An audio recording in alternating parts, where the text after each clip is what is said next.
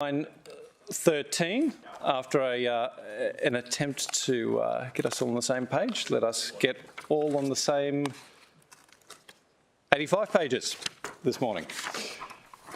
We have a few starred items, 5.1, 6.3 and 7.1. Councillor Gates and Councillor Tozer have indicated a preference to unstar item 7.1, leaving items 5.1 and 6.3 as starred items. Councillors, did anyone wish to unstar or star any other items? No? Okay. So let us first then note Councillor Pauline Young's apologies. Could do that. She asked that her apologies be noted. So I'm not sure that we need a motion, it's just to note. Oh, she's asked that they be noted. Staff have made a mistake, I'm sure. There we go. All right, happy days. And let us also start the confirmation of minutes. The conflict of interest declarations we'll deal with. Did you want to deal with it now or when we get to 7.1? Yep, no worries. All right, councillors, the start items, did anyone wish to move those? Councillor Castro, seconded by Councillor Tozer. I'll put that to a vote. All those in favour? All those against? That is carried. All right, councillors, our first report is item 6.1, a Green Heart update. Director, what do you have for us? Thank you, Chair. So, councillors, in response to your request for a regular update on this major city project, we're coming to you today with Cass Denny, who's the officer in charge of this project, to give you an update on the progress, which has seen some significant events occur, as you're about to see. So over to you, Cass. Thank you, Elton.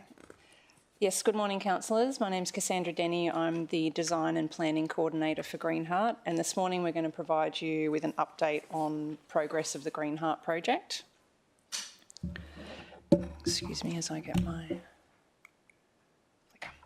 So Green Heart is a 257.5 hectare site located in the suburbs of Merrimack and Robina, situated in the centre of our city's urban footprint.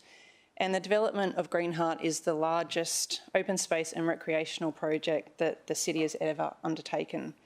This project is also a direct response to the Gold Coast's significant population growth and the need to continue to provide high quality parks and infrastructure for the community, which also allows us to meet our desired standards of service for open space provision. We have actually commenced works on Green Heart Stage 1, which is a 22.5 hectare site in Robina, which will be a destination parkland. Construction commenced in May this year and will be completed in early 2025. Construction works to date have focused on bulk earthworks to create the site levels and stripping of the site topsoil to be reused on the site. Nearby residents have been kept up to date with letterbox drops, emails and web page updates. And an official sod turning with local media was held in late August with positive news stories on Channel 7 and Channel 9.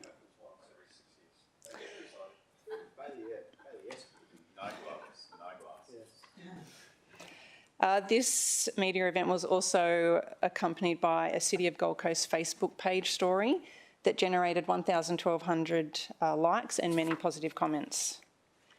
During construction, the project team and the contractor are committed to maintaining a public footpath network that circles the site and also keeping the existing sports fields open, which you see here, and working with our right of use groups, including Bond Uni Elite Sports Program, who were able to host the Wallaroos, Australia's women's national rugby union team, at a training session earlier this year. The project team also attended a community information session as part of the Robina Central Planning Review at the end of August. Several community members that we were able to speak to currently travel to Palm Beach and Broadwater parklands to access large-scale parks So they are really excited about Green Heart Stage 1 to be able to have such a large parkland in their neighbourhood. For the future stages of Green Heart, located on the northern side of Mudgeeraba Creek, a master plan was presented to Council in June 2022. Council resolved to endorse the Green Heart Master Plan as the first step towards transforming the site into an integrated and multi-layered parkland that will offer a wide variety of activities for active and healthy lifestyles and cultural experiences. So just to provide you with a quick recap, the Green Heart Master Plan identifies 8 precincts, with 3 primary precincts where the majority of infrastructure is located, pictured on screen here. The sports precinct will cater for up to 4,000 players on any given weekend and provide ample spectator seating and car parking. The event quarter, the second precinct, comprises of a large event lawn able to host crowds of up to 50,000 people. And the third primary precinct is the Discovery Hub, located off Robina Parkway, which is the parkland's front door and a place to learn more about Green Heart's natural and cultural heritage. Secondary precincts, pictured on the screen now, are a mixture of community, nature and cultural heritage focused spaces, and combined they will provide increased vegetation and habitat zones across the site. Precinct 4 is a community park located near the Merrimack residential area, which will provide a playground, community lawn, multi-use courts and barbecue areas. Precinct 5 is an ephemeral wetland providing valuable habitat for birds and other wildlife, and a network of boardwalks and interpretive signage, which will make it a really popular spot for nature lovers. Precinct 6 focuses on the naturalisation of Mudgeeraba Creek, where creek banks will be rehabilitated to create more habitat and improve creek water quality. Precinct 7 is known as Big and Little Woody Hills and holds significant Indigenous cultural heritage. A series of trails and interpretive signage will enable visitors to learn more about that significance. And the area is connected to Precinct 8, which is the image at the bottom, which is a wildlife corridor, and will provide more walking trails and a vegetated habitat along the northern boundary of the site. Ultimately, all these precincts will deliver a wide variety of experiences and activities for visitors of all ages and abilities to enjoy. After the master plan was endorsed last year, the project team was formed, the project governance was established, and the steering committee started to commence meetings. We've had 3 of those meetings so far, with another one planned next week. The project team continue to work with our colleagues with a one city administration approach to deliver on several council initiatives and strategies. After endorsement, project officers identified several bodies of work to gain a more detailed understanding of the opportunities and constraints of the site, and also determine how the project could be delivered. In the committee report, we have provided progress updates on these particular areas listed on the screen, and these bodies of work will continue into the new year, and further updates will be brought back to Council with the outcomes of these reports and investigations. We just wanted to touch on a few of those key bodies of work today, one being technical studies and site investigations. We're undertaking these works to better understand the site and its complexities, and we've undertaken detailed surveys, geotechnical investigations, and we've started ongoing flora and fauna studies on site. Hydraulic investigations also continue, and we've built a 3D model to understand the earthworks program.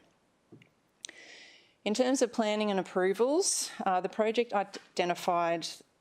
team identified the need to understand the different ways of applying for and achieving planning approval for such a long-term, complex and staged project, and a range of different pathways were identified and assessed. And as part of the report, we're seeking council endorsement to undertake a local government infrastructure designation, which is a mechanism designed to simplify local and state approvals, and where development of infrastructure is accepted development with no further development approvals required. It is anticipated that this process will take about 18 months, And as part of the designation process, we will come back to Council to seek endorsement of a community consultation strategy required for the public notification period as part of that designation process.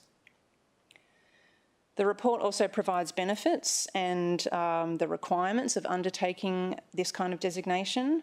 Overall, the benefits include a greater flexibility in terms of design and siting of infrastructure on the site, a more streamlined and efficient pathway with focused state and local government responses. Other city projects that have used this designation process include Mudgeeraba Cemetery and Pimpamar Waste and Recycling Depot. Brisbane and Redland City Councils have also used this designation for large parkland sites and Olympic Games sites. We've spoken to those stakeholders to understand their lessons learned to influence our process. Another key aspect of the Green Heart project is how we communicate to the community and stakeholders over the life of the project. We see the need for a holistic approach that will ensure enhanced community awareness of Green Heart and meaningful engagement activities. We have engaged Struba, a well-regarded community and engagement consultancy, to ensure we incorporate best practice into our communication strategy. We've also prepared a prospectus and have started to build a photo library of the site. Just in closing, the recommendations included in the committee report focus on the endorsement of the local government infrastructure designation and the continued pursuit of funding opportunities through government and non-government organisations.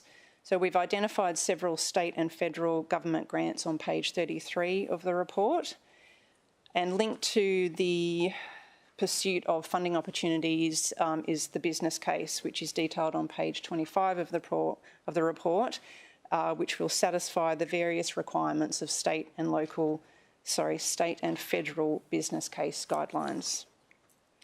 That concludes the presentation this morning. Thank you very much, councillors. Councillor Tozer, questions?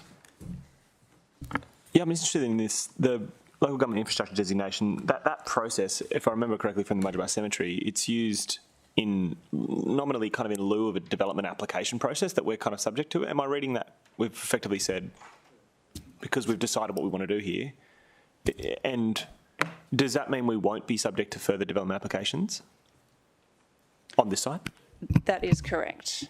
Right, so once we go through this LGID exercise, which is not dissimilar to a development application, it means that there isn't any further public notification processes we have to go to enabling the public to provide further feedback about elements of the design. Am I reading that right? That is correct as well. The designation process includes a public notification period where all the necessary documents that we need to produce will be available for the community to view. So, I mean, the way I regard it, it's almost like a preliminary approval.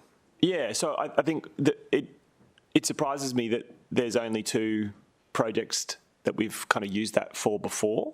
Is there something that's changed in the legislative kind of processes that it's kind of led us to this? Because for the Mudgeeraba Cemetery, it worked really well. People got a great chance to give their feedback. We were very explicit about what we were intending to do. And in that case, we were turning it from a transfer station into a cemetery. But it occurs to me this is a very efficient way to be transparent about our intent as a council. Councillor, we believe so, and we've looked at similar projects, as referenced in the report, projects in Toowoomba and Brisbane, which have used the same process to great effect, and we thought it's entirely consistent for the project we have before us. Okay. Yeah, sure. So I look at it, state government will use this for hospitals, for schools, through a ministerial infrastructure designation. But for whatever reason, as a council, we've never done the same. Yeah, which is an odd thing, because this is listed as trunk infrastructure in LGIP. So anyway, I think it's somewhat exciting to use these levers in the planning framework to deliver infrastructure in a more certain way. That is what it is. Or can I just ask a follow-up question? So, and what is the time frame that LGID process, that wasn't in the... I know it takes 18 months, but when do we expect to kind of commence that exercise? We have commenced already. Right. Internally, in terms of creating a technical advisory group for the designation. So that's bringing different officers in council together. The preparation of documentation is in hand in terms of the ecological studies that we've started. All those kinds of studies will form the environmental assessment report. So with that in mind, is it likely that that when we did with Motorbrush Cemetery, there was still a period of public notification? Is that likely to happen towards the end of the 18-month period or right in the middle, or is that kind of in the next kind of 6 months? Towards the end. Towards the end. Okay, great. Thank you. So I had two questions. The first one was that the designation doesn't impact on any of our funding mechanism in regards to the LGIP. No, that's correct. Okay, and then the second question is in regards to the use of this designation. Is there a sunset? So this is quite a long-term project that may not be delivered for 10 or so years, or more. So does the designation stay in place, or is there a sunset time frame for it? Because, like, I can understand for ambulance stations and hospitals and cemeteries and things that are quite specific, that it gets it out of the way. But if it's something that lasts for 10 or 15 years, you may not necessarily have an opportunity to come back. There is no sunset clause. It is indefinite. Yeah. In the sense that it's like any approved land use. Right. So as long as you've taken up the use, that's enduring. But if we don't take up the use, this is where it becomes a bit different. We have a permanent right, whereas a development application, if not used, lapses. Okay. Councillor Hamill. Thank you, Chair. So there has been a notional price tag on this project from when we endorsed it, around that $350 million, which is obviously a notional number because we hadn't done any of the investigations that you've discussed today. So in that 18-month period with doing the investigations, would that go a long way to firming up that true figure of where we think this will end up in terms of investment? Yes, it will. Yep. Yeah, I reckon it's been rolled out. Yeah. Has it? Right. Happy days. Councillor Gates? Over the next 100 years. Yeah. If there are no further questions, I'm happy to move it and talk briefly to the item. Yep. Look, councillors, thank you for your support for this item, and I'm doing that preemptively in the hope that we do get sufficient hands up in the air. I think it was a very intentional decision that we made to support the first stage of the Green Heart, and despite the complexity around that decision, I think we ended up with the right process, which has allowed us to chart a way forward for the balance of the Green Heart. And I know a lot of people talk about the Green Heart being the old Robina City parklands and important only to the centre of the Gold Coast, but I think that totally misses the point. And I'm not saying that's the view of us as a council, I'm talking about the community at large. The reality is that this parkland sits on the doorstep of heavy rail of the Pacific motorway, and in time will be accessible with east-west public transport links.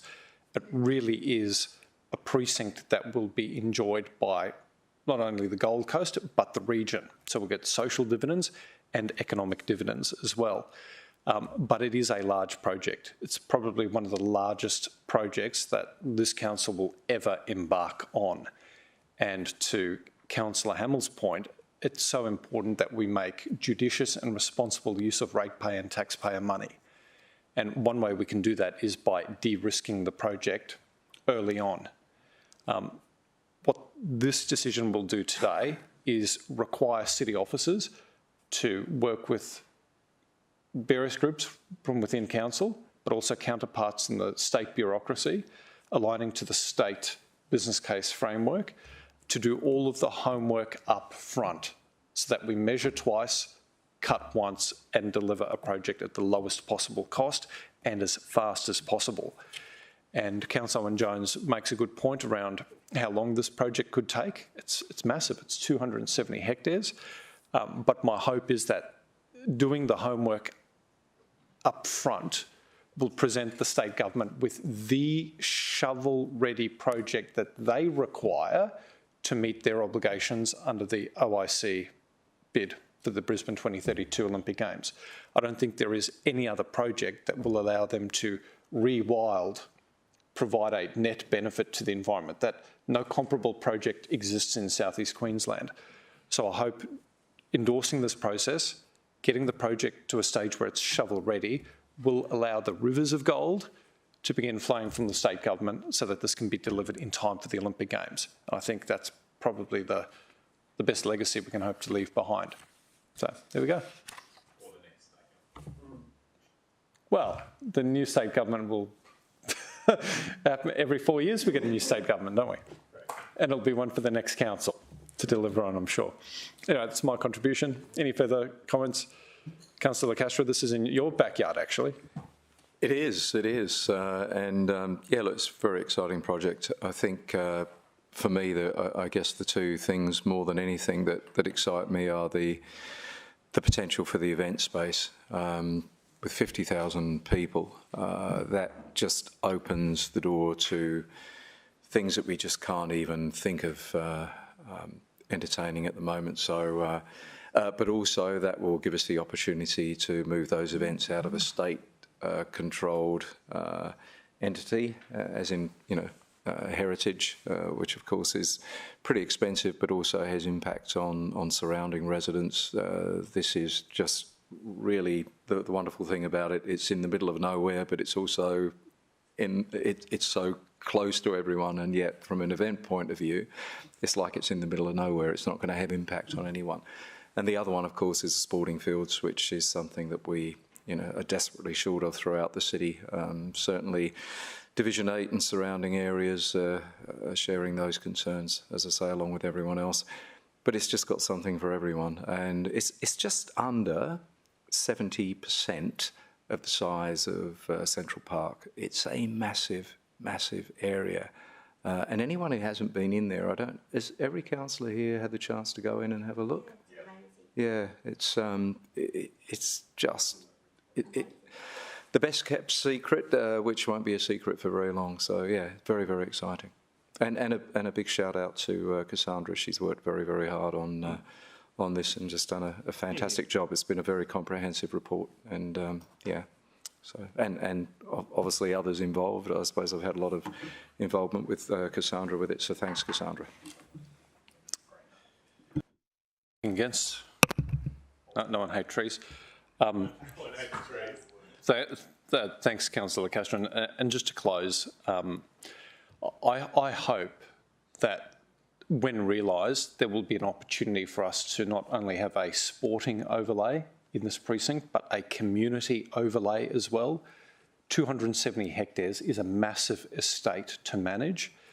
And I look at genuinely community-driven environmental groups like Watergum, for example, and I would love to see a partnership model where we've got groups like Watergum playing some role in the management and curation of the natural estate in there, so that we can leverage the volunteers, the environmental champions that we want to create through our natural strategy, our natural city strategy, finding a home in that precinct and having a regular opportunity to roll up their sleeves and get their hands dirty. So I hope the community is invited into that space. Another opportunity I'd really like to flag is the opportunity we might have through the clever selection of trees to encourage or support social enterprise in this space. And I think of the opportunity around native honey production.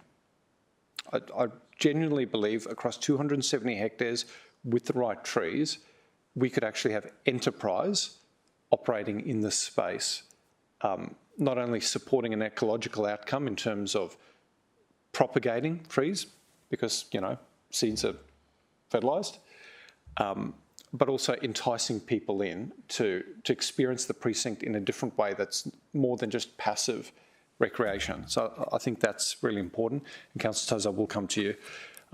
The other reason I'm keen on supporting this recommendation is the second part of part 3.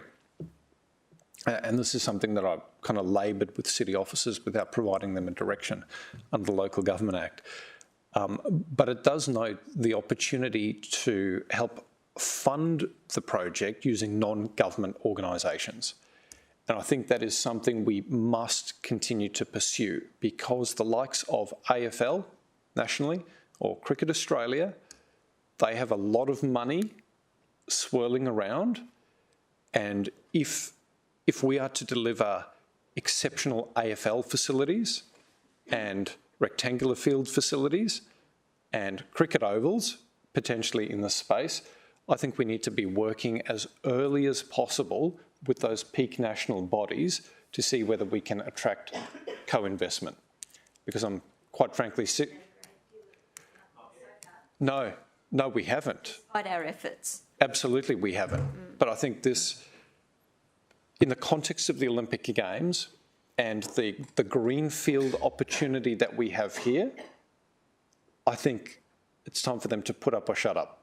Like, if they've got an interest in investing in the grassroots and creating a pipeline of professional talent born out of the Gold Coast that can not only support the national teams, but support Gold Coast franchises, this is the opportunity. And I just think at the earliest opportunity, we need to be bringing them into the conversation.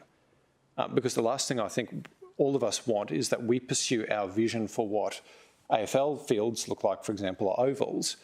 They're not perhaps completely fit for purpose, and AFL have a reason to walk away or not stump up some cash. So let's begin those conversations really early so that it's not just the taxpayer, but the commercial operators stumping up. Now, Councillor Gates, I will come to you, but I did promise Councillor Tozer to come to him next.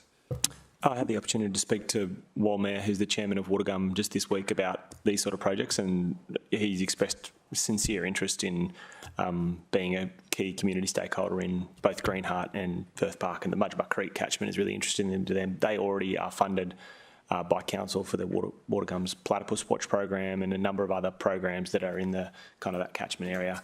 So he's written to me on Monday expressing that strongly. So, if there's a way we can engage them sooner rather than later, I think that's a really positive step in the right direction from a community engagement point of view. Seek further clarification on my closing. Thank you. I just wanted to comment on the contribution that AFL might make to our community, because before the Ormeau Sports Park was established, we had a lot of meetings with them, and they were really keen to see 2 full-size AFL fields established. So, and that was so that it could host regional opportunities. And there were many, many promises made, none of which eventuated. We, in good faith, established the 2 fields. I divisionally funded a clubhouse which was not the best in the world, but it was all that could be managed with a couple of $100,000 at the time. And even as recently as a couple of years ago, we've got another situation at Coomera where there's growth and we need another full-size field. I met with Councillor Pauline Young and the AFL to talk about our respective needs to grow the sport, and there was an $8 million fund available for use in the city or to promote AFL. Not a cent still. So here the ratepayers are providing for the growth of that sport, and, it's time that they made a contribution to this city, because we have invested very heavily in that sport, and we've promoted, we've encouraged, we've joined forces on many different fronts, and it's time we got a little bit back. I mean, we gave the land at Carrara, for goodness sake. It's important. Yeah. Point well made, and I've had similar meetings, and I have similar meetings with cricket. Sometimes we have to drag them kicking and screaming for projects that benefit them mostly. I think of Bill Pippin Oval. I think that was like a 4-year saga where we had money on the table, but cricket were just dragging their feet. And we just have an appetite to see cricket thrive. We want our Big Bash team, but it's like pulling teeth with the code. So I hope that city officers and the CEO absolutely run with this recommendation, and although it isn't explicit, now that we've had an opportunity to speak to it, just to highlight our strong desire to see these codes engaged, and not to serve them an ultimatum, but just present them with the opportunity, and we will note whether they come on board or not. Well, that was moved by Councillor Tozer, by the way. And closed by us all. Yeah. Oh, sorry, what did I say? Sorry, I meant seconded. My apologies. All right, councillors, I'll put that to a vote. All those in favour? All those against? That's carried. And thanks to the team. This doesn't happen in a vacuum. So thank you. All right.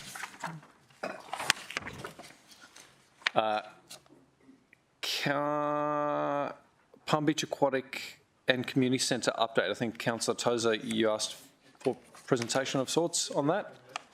Yep. Thank you, Chair. Thank you, councillors. So Tim Goward, who's the acting manager of this area, will give us a presentation, giving you an update on significant progress of this excellent facility in the southern part of the city. So, Tim, if you're ready. Thank you, Alton. Morning, Chair. Morning, councillors. As the Director indicated, this is just a very brief presentation on the Palm Beach Aquatic and Community Centre, and to give councillors a bit of an update on the concepts and give you some imagery, as well as the construction update as well.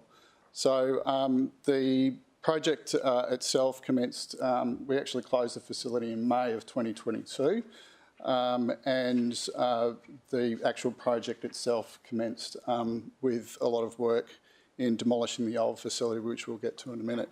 But however, to start off, the concepts on the screen here is the visual image of the front entrance to the actual facility. So we've gone a long ways to bring in a lot of elements that we've learnt from other projects, such as the Pimpamar Sports Hub, and bring those elements into this facility here to provide that very open entranceway and into the facility itself. The actual facility itself will comprise of 4 swimming pools, including a new 25-metre pool, a new learn-to-swim pool, a warm water pool offering, which is greatly needed by that community, and was something that the community really wanted to extend that offering. We'll retain the 50-metre swimming pool that's on site as well. We also include a zero-depth play area, as well as community centre, fitness centre, cafe, and also a creche as well. This gives you an overview of the actual site in the concept form. So we're looking from Thrower Drive into the actual facility itself there. And on the left-hand side is all the active spaces with the indoor pools, fitness centre and the like. And on the right-hand side, we've got the community centre side, and through the middle we've got the reception areas and cafes. This gives an indication of the 25-metre outdoor pool, looking back into the actual pool hall, indoor pool hall itself, which will house the learn-to-swim pool and the warm water pools. Over to the left-hand side, there's a carnival lawn, which overlooks the 50-metre pool, which is existing on site. Again, this gives an overview of the indoor pools and that connection of space between the pools and outdoor pools and indoor pools. And to the front, that also leads into the zero-depth play pool for the kids. Again, this gives you an aerial image now looking from north to the from the northern end of the site. So you've got the 50-metre pool, which is existing, that's being retained. On the left-hand side, you've got the community centre, which has got an outdoor area, which is a breakout area for the main auditorium. And then on the upper right-hand side, you've got the indoor pools. This gives an indication of the front foyer and reception area, and off to the right-hand side, we've got the cafe. community centre foyer, and this has a number of rooms on the right-hand side for various organisations to rent and conduct their activities. And on the left-hand side, there's a main auditorium which can seat, have a cocktail function of up to 300 people and a sit-down function of about 100 people. And part of that offering too includes a little dance hall as well, similar to what we've got up at the Pimpamar Sports Hub and other community facilities that we have. So just a brief overview on some of the key stats. So the centre is currently under construction at the moment, and it's anticipated that will open in mid-2024. There was $1.9 million contributed from the state government in support of the brand new 25-metre pool. It was. So the total project cost is $79 million. $79 million. And currently we've spent about $38 million in construction costs at the moment. There's some significant piling on site. So to give you an idea, 388 piles, which represents about 12 kilometres of steel caging, 5,000 cubic metres of concrete was poured into those piles. So some significant earthworks that have gone into that to get that structure right. 400 Gold Coast jobs have been created as part of this project, and significant supplies locally in the southeast as well. As I said, the project is on track to be finalised in mid-2024, and with a lot of the infrastructure at the moment focusing on waterproofing the pool shells and getting those ready for tiling and the roof installation as well. Earlier this year there was the sod turning, which the Mayor and councillors attended. There was some significant media from represented there as well. And to give you an overview of the work that's happened since July, so those who remember, that was the old facility that was very quickly removed and demolished, and then a lot of the significant piling work occurred through that period and through January. You can see a lot of the piling machines up the back there to put those 388 piles in. It's in very close proximity to the school, and we've been working quite hard with the school to actually ensure that there's minimum disruptions to the school operations. In May, you can see that's the actual, on the upper slide, that's the actual community centre. So that's the foundations for the community centre. There's 150 car parks underneath and a basement car park, and so that's how the community will be serviced with their car parking arrangements. This gives you an overview of the construction and how it fits in with the various elements. You can see some of the pools being formed up there. This was taken in May of this year, and a lot of work has occurred since then. And you can see some of the structures being formed in the upper left-hand side with the community centre as well. For September, to give you an update of some of the key activities last month, was the lift well was completed. All the basement pours have now been completed. There's significant concrete pours as well. And we're actually looking at looking at the roof installation this month as well. So a lot of work on site at the moment. And that gives you just a final overview of the last photograph that we've got from the August update. That's all I've got. Thanks, Councillor. I tell you, I'll come to Councillor O'Neill, and Councillor Gates had a hand up first. But, you know, between the Green Heart and this, all of the work that's happened at the north of the city with Pimpamar, I mean, we're doing a lot of heavy lifting with population growth, and the facilities that are being delivered are just absolutely world class. You know, whenever I go to that Carrara Indoor Sports Centre, my jaw keeps hitting the floor. That is just spectacular. And I think it's a little bit of a pity that we're seeing these gorgeous photos of this and Green Heart, and I just wonder how many Gold Coasters are actually familiar with what is coming, because I think there'd be a lot of excitement and optimism in the community if they saw what is being delivered on our doorsteps. It's just remarkable. And I mean, I'm no architect, but the aesthetic in the Palm Beach pool looks brilliant. It just looks brilliant. Councillor O'Neill, this is one of your babies. It is, and it was very exciting. We've just been on site just recently as well, so we did see the water already in the 25-metre pool, which was great. And the hydrotherapy pool, and you are correct, it's been really sought after, the original one. I believe this one is nearly 5 times bigger than the one we had previously at the centre. So I think everyone's going to be really, really happy about that. Also really excited about having another community centre in southern Gold Coast, because we really need another one, and it actually opens it out to an outdoor area that can be used as well. And we sort of want that to be used a lot for youth services as well, because we are lacking a little bit in southern Gold Coast, and being right beside the high school, I think it's a great opportunity to use that space. I have to give a big tick to the team working on this, and also Badge, who have been the construction firm, been absolutely terrific, and they were also building the Sports Excellence Centre at the Palm Beach Currumbin High School at the same time, and I think there was the relationship between the high school and the construction firm has been fantastic, and that carried over onto our project as well. So I cannot wait. We were hoping that it'd be finished by March next year, but it might be a little bit later than that. But I think all the residents should be really proud of this project, and it will see us through for the next, I'd say, at least 50 years.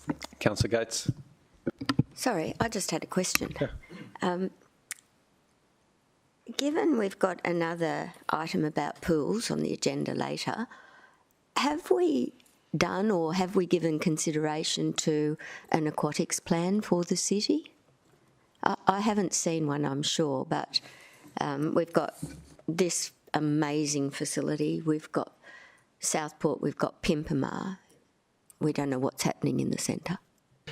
Through the chair, look, it's an excellent question, and it's a question that I asked him when I came into this role last year. We're doing at the moment a comprehensive piece of work, as some of you are aware, in community infrastructure planning.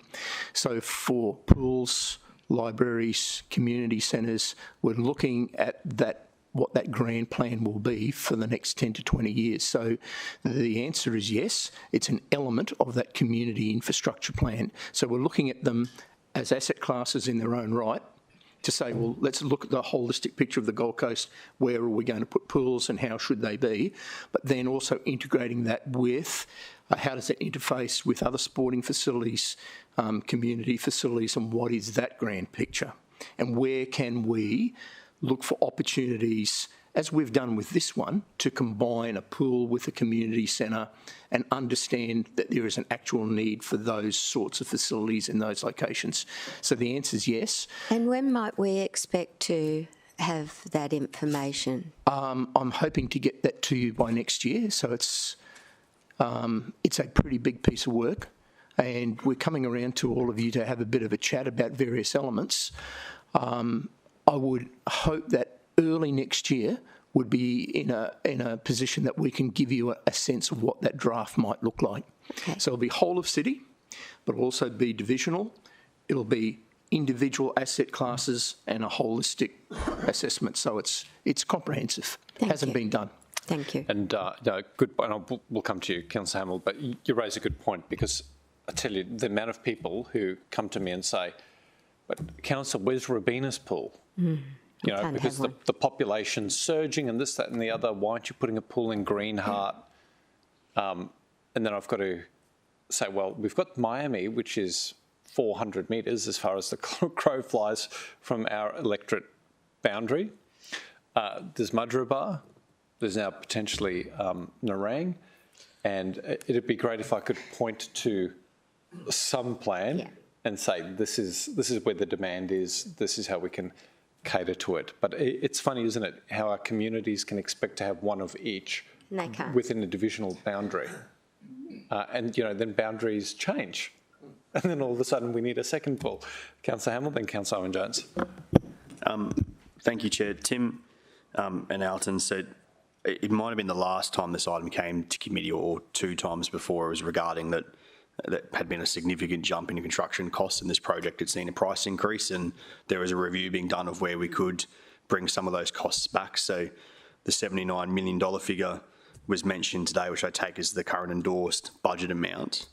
Have we reached a stage of construction yet where we're starting to see variation requests, or do we have an idea of what variations we may have in the future that may affect that budget, either positive or negative? I can answer that one through the chair. Look, it's tracking pretty well at the moment. We've put some good work into the contract management of this to set it up. So at the moment, we're not seeing any significant variations. The weather has been kind to us, so we've been able to crack on with construction, which is fantastic. We've learnt from some of our previous experiences, and we know Pimpama was a very difficult build, and a lot of learnings out of that, particularly around ground conditions. So, those sort of things were assessed beforehand. And I was reflecting as this presentation was going on, a previous presentation, I think it was actually, we must have done it under TI committee, where we'd actually teased out some of the potentials for those variations and looked for value engineering opportunities, and we discussed them at that presentation. So I think it's tracking pretty well at the moment. So I'm really pleased to hear that, Director. When in the future, so, and maybe it's the next update we get, I'm not sure how far in the future that is, but that period of construction we're in now, so we're probably through what would have been the biggest risk stage, would have been latent ground conditions we weren't aware of. I guess the next one would be in fit out and whatnot of variations in there. So how far into the future would we know that, yep, we're going to hit that 79, or possibly we're a little bit under, a little bit over? Like, when would we know that? It's a good question. I guess it's ongoing. We try and cast out ahead as far as we can. There's nothing at the moment on the horizon which is of a concern. We might bring, Chair, if you're happy with this, an update maybe to the first committee back in the new year in 2024, and that will give us an opportunity then, as we're coming towards the close of this project, just to touch base in with you and let you know if there's anything which is a concern. Thank you, Director. Thank you. So it wasn't actually about Palm Beach, but it was touching on what we spoke about in regards to the pool catchment areas. When that does come forward, I think it's also important that we at least have an overlay of the private infrastructure that also exists. In particular, we've got a whole range of private secondary colleges that have some really impressive aquatic centres. So, and I think that they add to that conversation in regards to squad training and the like. So I know, for example, I have a constant conversation with residents in regards to the Helens Vale pool, and I explain that it is what it is, so it's not going to get an Olympic-sized pool because we've got one of those at Southport and we've got one at Pimpama, but their squad, for example, which is quite successful, also trains at the Coomera Anglican College, so I think it's important when we look at the catchment, we also look at all of the large private investments in pools, particularly the bigger pools. And so I think the state government has the Runaway Bay Centre as well. So I think that it's just important that we make sure that if we're going to break down that, not every division needs an Olympic pool conversation, and maybe we need 4 in the city or whatever it is. I think it's important that we also look at what that other complementary private assets are. And so Griffith University, Bond University, so... so I think that there's actually a whole lot out there, even though it's not publicly available, it's still used by squads and the like. So through the chair, we're doing exactly that, and it's beyond, as you know, pools. There's also school halls, sporting grounds. So the CEO's asked us to look at all of those in the context of that community infrastructure plan. So we can look for opportunities. As you say, a lot of those are sometimes locked up for schools and other uses, but there is also potential for opening up some of those to greater community use. So absolutely, that is what we're looking at. You make a really good point. I think that desktop study should look at for us, which facilities have arrangements with outside parties. I know Bond, for example, not to trigger Bond wife, whatever, but they retreated from community access. It used to be that you could join the Bond gym or gain access to the pool. I think they've just shut up shop now. So a sense of whether these facilities are open or not, quite apart from whether they exist or not, would be very useful. And the other thing I think we need to address, and this is well off the beaten track of pools, but I'm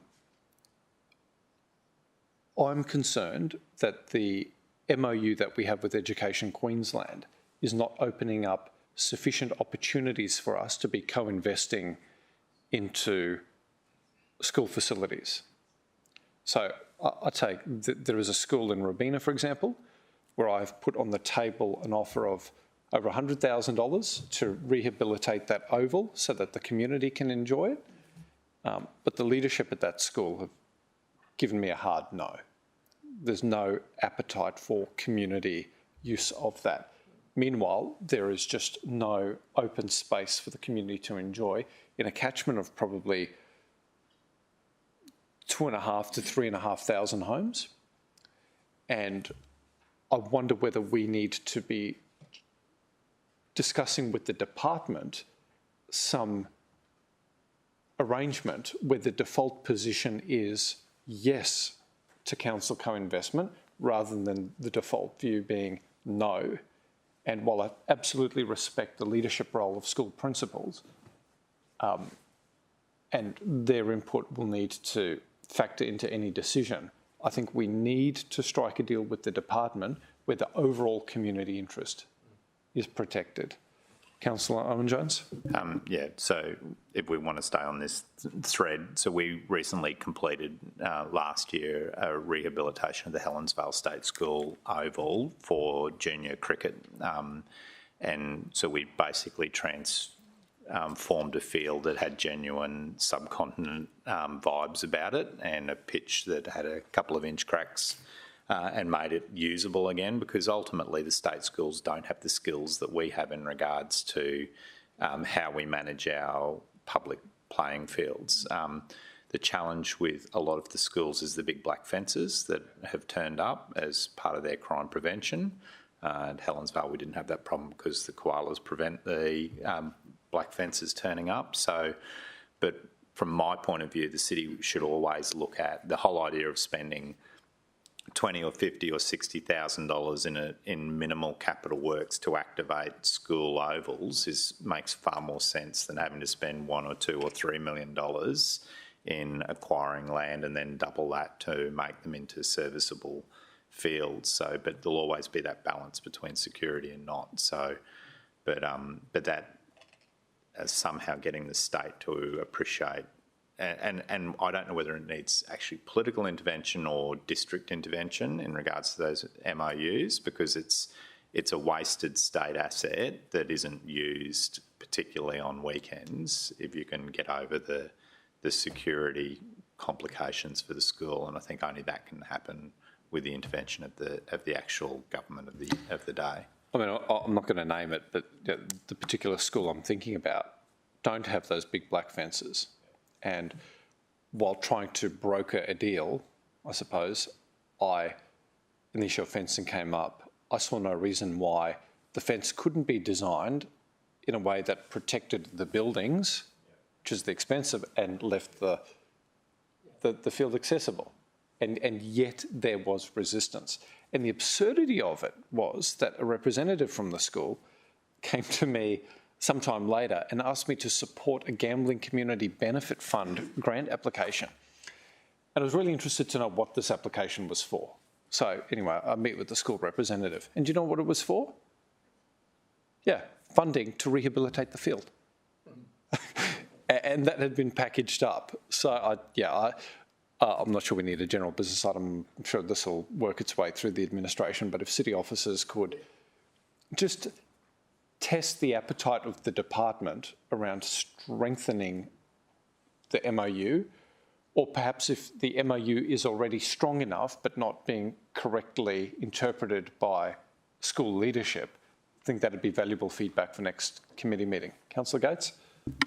Thanks, Chairman, and I agree wholeheartedly with you. I just think there's some work, and I just want to make this suggestion, there's some work that needs to be done in terms of making community feel welcome at school sites, because in my experience, there's been a definite reluctance from the community to enter a school where arrangements have existed previously. And Councillor Owen-Jones asked me a minute ago about the arrangement we had with the Performing Arts Centre at Upper Coomera State College, which predates my time on this council, but I do recall before we had a library at Upper Coomera, we established a temporary library in the Performing Arts Centre because we made a contribution to the construction of that centre. There was initially agreement for council to have access to that facility because there was simply not one facility available for community gatherings in Northern Gold Coast at the time. But the library never worked. People didn't want to enter the school grounds and it's been the same where we've had agreement in terms of sporting activities. So some sort of engagement will be necessary if we are fortunate enough to strike a deal. It worked quite well with Ormo Woods, with the Little Athletics, so it's... Back with Upper Coomera with Helensvale. Correct, and now we've got the Helensvale Little Athletics at Upper Coomera. So maybe it's just the passage of time and things are easier these days to encourage community to make use, and especially where there's an existing club membership.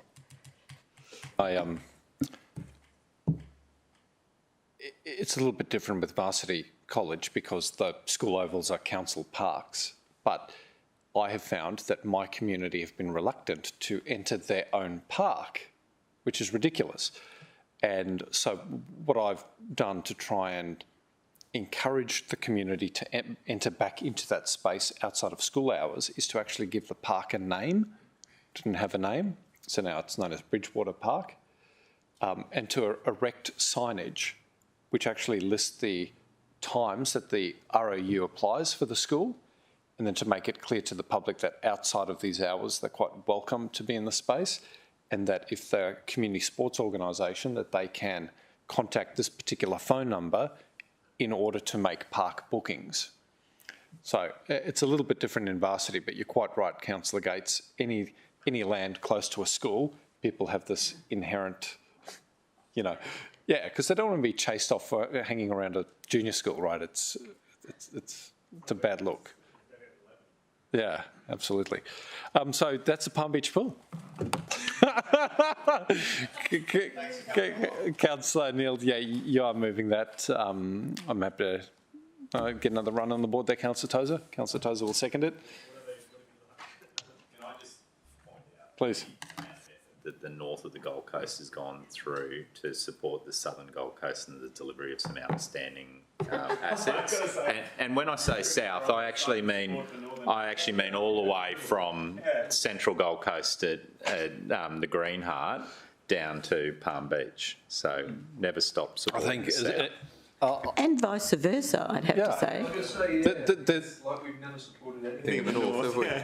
Now he's speaking. I think there's only one bone of contention, and that's the Cedar Creek road reseals. But he's going to sort us out, aren't you, Mark? Good man. Sorry, Elton. All right, councillors, I'll put that to a vote. All those in favour? All those against? That's carried, and we have done the hard work of noting that presentation. 6.3 has been dealt with. Councillors, 6.4. This would otherwise have been starred, but I think we wanted to make some points during open to provide some verbal direction to city officers. Councillor Owen-Jones, did you want to open up that conversation? Thank you. So I suppose it's in regards to page 54 and... 54, 60. No, I'm close. 63 it starts. 63.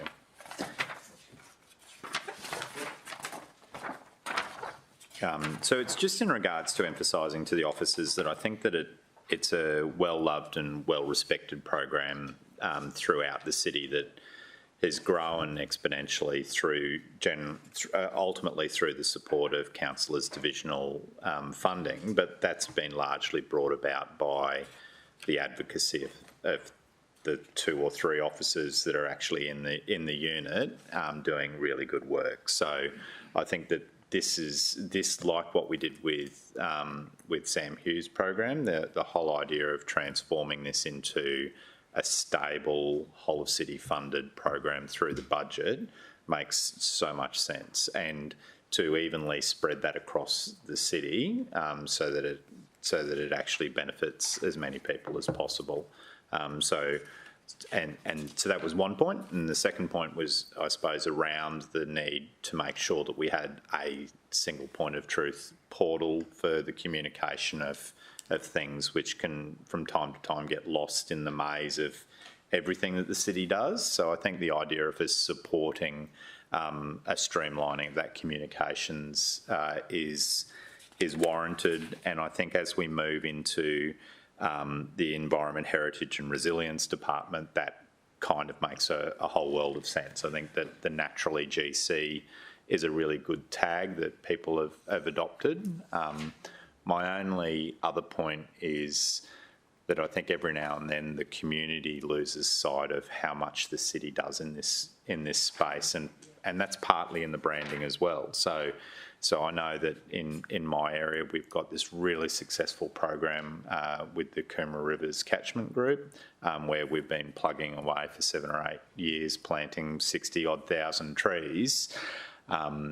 And from time to time, it gets lost that that's actually the council doing that work, and sometimes it's the acronym of NAMU, which I think some residents automatically assume that might be state related or something along those lines. So I think that continual reinforcing to the community, this is actually what we're doing, you know, and it's not just at the Coomera River, it's throughout the city, and it's really well embraced. And I think it's a logical foil against the criticism the council receives from time to time about encouraging concrete jungles and all of that.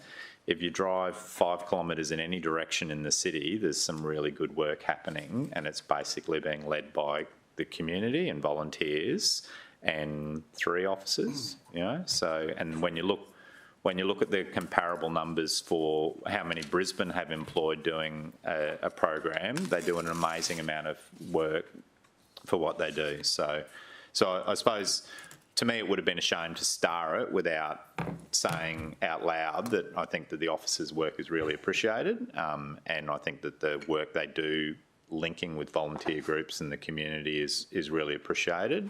And from time to time, it would be really nice if some of our state members acknowledged the fact that it was the council doing that work as well. Yeah. Thanks, Councillor Owen-Jones, and what we might do for the purposes of talking to it, Councillor Neal, do you wish to move the item? Yep, no worries, and I'm happy to second it. Please open.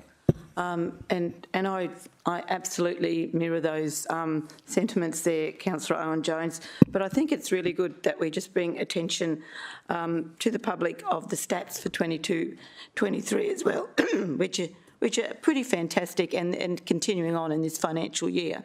I mean, planting of 52,834 trees, volunteer hours 4,845, the natural GC and land care participants up to nearly 18,000 people compared to 9,870 in the previous year. I mean, these are absolutely fantastic statistics, and it is a shame that it isn't acknowledged more by some of the environmental groups, especially in my area, because a lot of this work does happen in the valleys, in Currumbin Valley, Tallabudgera Valley, and we've got some terrific work going on there, and Soraya does a fantastic job, as do you, Dr. Tim. So I absolutely have no hesitation in putting this forward, and when I'm the Divisional Councillor, I'll be always supporting this program. Thank you. And I hope my voice gets better, sorry. Don't worry, I'm sure you can, that can make its way into print. Director, I recall seeing at some point the beginnings of a dashboard that would allow interested parties by the community to kind of drill down to see some headline stats around trees that have planted or native vegetation cover and all the rest. Do you know if that was ever launched? Through you, Chair, we'll have to come back to you on the finalisation of that. Was being done by the Our Natural City team and was actually launched at part of their strategy. It was to do with some of the mapping work that they've done, and there is supposed to be some a lot more information available to the community on that, but I'm not actually sure as to the status of if it's been live yet, so I'll have to come back to you on that. But what we can do, sorry to interrupt, as we're about to move into a new structure with this Department of Environment, Heritage and Resilience, we can take that work that's been done and package it up in terms of the metrics that you would like to see as a dashboard in this area. So, Councillor, just to your point, I mean, if that has not been launched, that, in my view, absolutely needs to be launched, and some of the divisional achievements or statistics, I think, should be incorporated into that system so that when you do have queries from environmental groups or the community, you can send them a web link to show just what has been done on the ground. I think that's probably worth doing. Just to answer your question, there was some bit of a campaign done and showing photos, and we saw it here in Chambers, of a creek area where they've been planted out, and it looks fantastic, and comparisons. So there was a little bit of start to it, but I haven't seen anything since. Can you probably remember that, Councillor Owen Jones, because he's listening intently to me. Yeah. Councillor Hamill. Mr Chair, I was interested to hear from officers. So when we tend to talk about this program, talk about the need for better communications about the work we're doing, a lot of the emphasis is on the community tree planting projects and work that we do. I have noticed a strong reluctance from officers to want to do communications on planting done by contractors that may be done through offset funding. And I was wondering why that is, that there's a reluctance to do communication about that because there's a concern of a negative. So just in terms, so is it offset planting that we've driven the need for the offset, or is it developer offset? Both. Just that there, like there's been, I have a few significant sites in the north that are under multi-year, if not multi-decade planting plans that will be done through mainly offset funding, both through our own creation and through developer contribution. And there's been a reluctance to want to do communications about that or media about that.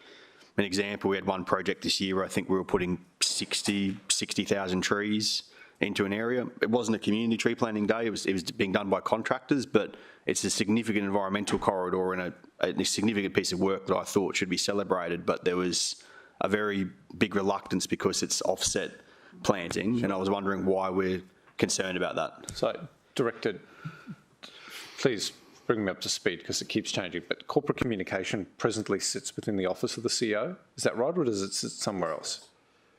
I mean, you're right, we should be talking about this because it shows that you can hold development and environmental outcomes in tension. It's a very important story to tell. I think it's probably one for the CEO to respond to because they seem to be driving the communications narrative. But I did see Dr. Tim nodding fiercely in agreement. So did you have something that you wanted to say? Councillor, sorry, that was on. I can recall some emails with your office. If I could take the question on notice, and I'll follow up with my colleagues in EP&E or environmental planning. Yeah, because I thought we had some media ready to go on some of those big plantings in your division. Yeah, look, the narrative has to be carefully crafted, but there's also some safer projects, if you like. You know, the big Visi project I think has been planted in your division and a number of divisions, which is actually coming out of the Olympic Games and development in Brisbane. I think there's a story there around it's an income stream for the city as well. So I think there's a lot of positives in it. Let's take that on notice. And it could be that between now and council, a memo could be circulated to councillors because I think it ensnares the CEO, probably the directorate you look after, and this one. Chair, I'd be happy with that. And I think it was encapsulated in a few comments today that, and you know, we do a huge amount of work in this space. We need to be better at communicating it and giving the community a single source of truth to be able to refer to show not just the work we've already done, but what the plan is for the future, because that's the part that always continues to amaze me, is what we've done so far is only a drop in the ocean compared to what we have planned. We're acquiring sites and doing significant pieces of planning work for what the next 5, 10, 15, 20 years of these projects look like at a not insignificant cost to our ratepayers as well, on top of offset funds. So communicating that better and showing that plan for all Gold Coasters to see should be a priority. Thanks, Chair. Councillor Tozer. One thing that came to mind over the last while, we have a really good naturally GC offering in Division 9. There's lots of stuff that goes on in our way. But as we kind of head into some of the drier season, some of the things that the community's preferences might lean us towards providing, like tree planting, might actually need to be scaled back in favour of other things like weeding or weed management or riparian zone stuff or whatever. And I'm very aware that as politicians in the chamber, sometimes we're quite keen to make sure we give the people what they want, but sometimes actually giving the people what they want actually isn't conducive to the weather that's happening. So really keen to see that form part of how we plan this for the future. We're simply not going to be able to plant as many trees as we have if we continue to have extended periods of dry weather, or we're going to have to change the trees that we're planting. And some of the other environmental activities that we offer in the program will have to be changed as well. So I don't know, please just take that comment on notice. Thanks. And just before I ask Councillor O'Neill to close, I just wanted to reflect on an experience I have, because I think tree planting is excellent. We all support it. I think Councillor Owen Jones has probably planted more trees in his division than any other, although he lost a portion after the redistribution. Is that right? Love trees. He loves trees. I've sought to try and bring in a new crowd into community tree planting, because I love the loyal volunteers who get out there at every opportunity to make a difference, but I can't help but feel that quite often it's the same faces. And I think when we do community tree plantings, we shouldn't be scared or reluctant to do some bolt-on activations, whether it's a community barbecue afterwards to thank the volunteers, or engaging the likes of a water gum or whoever else is on a naturally GC panel to do a guided walk or survey of the area beforehand or after. I think we should have in mind at expanding the scope of these events to attract new people in. I've attempted to do that recently. Unfortunately, I struggled to convince city officers that this was worth doing. But I hope that if I read the report correctly, there is going to be a greater appetite to engage with community groups to try and rethink the way that some of these tree plantings work. I hope that's the case. Because I think more people need to get their hands dirty, right? They do. Because if they do, then they understand. And then they talk, and we begin addressing that communications issue. And again, I don't want to interfere with the procurement matter, but I think sometimes there has been an apprehension by city officers to engage with, and we keep invoking their name, just they're so bloody good, but the likes of Watergum, for example, who have expertise around carrying out restorative environmental projects, but we don't engage them as a community group because we might have a commercial supplier that delivers that project. And maybe there's a good reason for that. Maybe there's a good reason. But I think for smaller scale, low risk projects, we need to find a way of getting community groups who have expertise and buy-in part of project delivery. No. Anyway, I'll leave it at that. Councillors, I'll put that to a vote. Oh, sorry, before I do that. I'd just like to say in closing that I just like every paragraph in the recommendation, because I think it's acknowledging Natural GC's success, And I think it's also great to see that they'll be looked at for direct funding as well. And the fact that we're now establishing an Environment, Heritage and Resilience Department, I think that will certainly also help with Natural EGC becoming so much part of our community for a long time to come. So I'm very happy. I'm just surprised you love 3 so much, because we could have amended it to pull out this funding from our divisional budgets this financial year. Look, I have had no problem putting some divisional funding to these programs, because as I have 2 valleys in my area, I really do support it, and I think that it's a great thing to do as well. Yeah. But I think that they do deserve more direct program funding. Yeah. All right, councillors, I'll put that to a vote then. All those in favour? All those against? That is carried. All right. So there is just one item. It's a closed item. Councillor Tozer indicated that he will be making a declarable conflict of interest declaration. Councillors, this is your opportunity to get me to shut up later, but just after our long conversation with Education Queensland, I thought maybe we could capture that in a quick GBI, which would read that city officers engaged with Education Queensland to strengthen the provisions of the MOU, which supports co-investment in facilities, that this advocacy include a default department position of support, and that any projects be accompanied by a security, signage and communication strategy to encourage community use.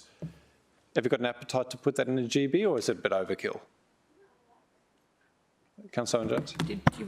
So the only suggestion that I might have is whether or not there's any merit in the CEO having a direct conversation with whoever it might be at the regional level, so my take on it is the CEO sees the benefit of co-investment in public space through both the council and the state government, and sometimes just putting it in correspondence may not be enough, but actually encouraging a one-on-one conversation with the regional director might help enliven that MOU conversation. So, because I think it gets back to us spending $50,000 a year to gain access on $1 million asset is actually money well spent from both the council's perspective and also the state government's perspective. But I think it's going to need the support of the regional director of education to open those pathways into the schools. So here are the doors, some revised wordings for your consideration, that the CEO actively engage with the Regional Director of Education Queensland, and in brackets South Coast, to strengthen the provisions of the MOU which supports co-investment in facilities, that this advocacy include a default department position of support, and that any projects be accompanied by a security, signage and communication strategy to encourage community use. Anyone? Yeah, okay. So as long as there's no strong objection, we'll deal with that in general business, but I just wanted to take the temperature. All right, Councillor Tozer, you have a declarable conflict of interest. Is there any chance you could bring it up on the screen so I can... Is that doable? I can...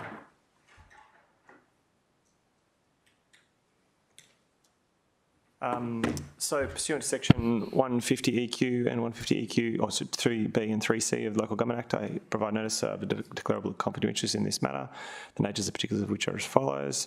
The entity operates the council pool at Mudgeeraba, Belgravia Leisure, provided $1,500 in swimming lessons in return for a promotional video and other promotional activity in 2016-17.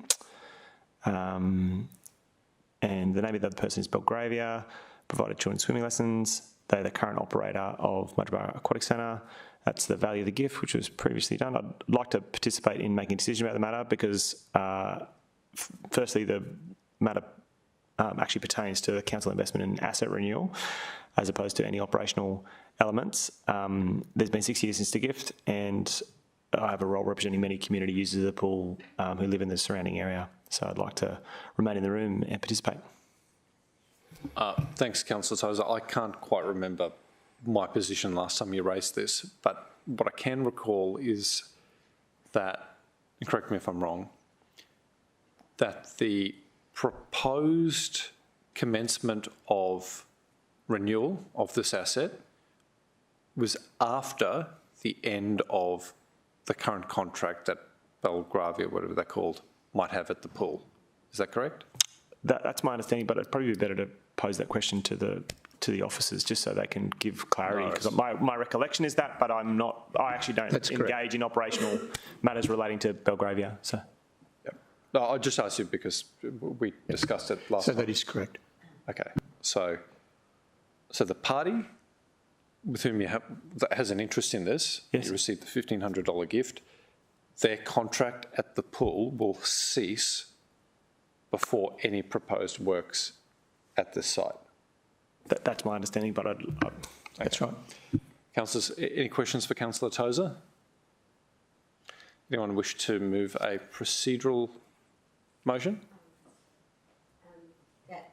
Councillor Tozer may participate in the decision despite the councillor's conflict of interest because of the length of time that has expired since the gift, and Councillor Tozer's necessary representation on behalf of his community. On behalf of the community he represents. On behalf of the community he represents.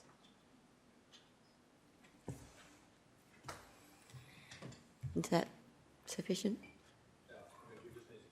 Oh, well. The public is represented seems sufficient interest. Because it's in the public interest for Councillor Tozer to represent his community. Yeah.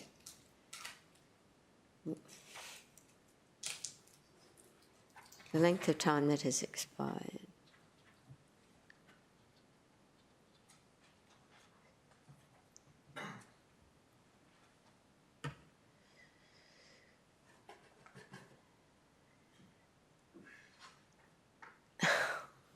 You fix it, Herman. We're just going to move some words. It'll be a cut and paste job.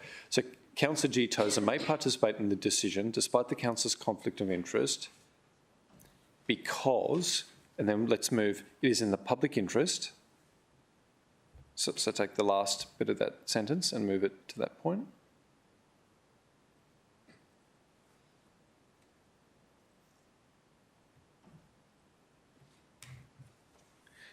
Because it is in the public interest. Do you mind if I rework this? Because it's in the public interest for Councillor Tozer to represent the community of Division 9 and because of the length of time that has expired since the gift was received. And then take the rest out. Happy days. To represent the community. All right. I'll put that to a vote, and of course we'll be calling a division. And who's seconding? I'm happy to second that.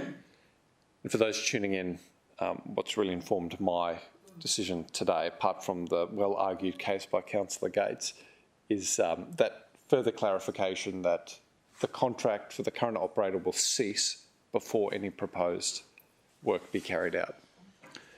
All right, Councillor Lacastra.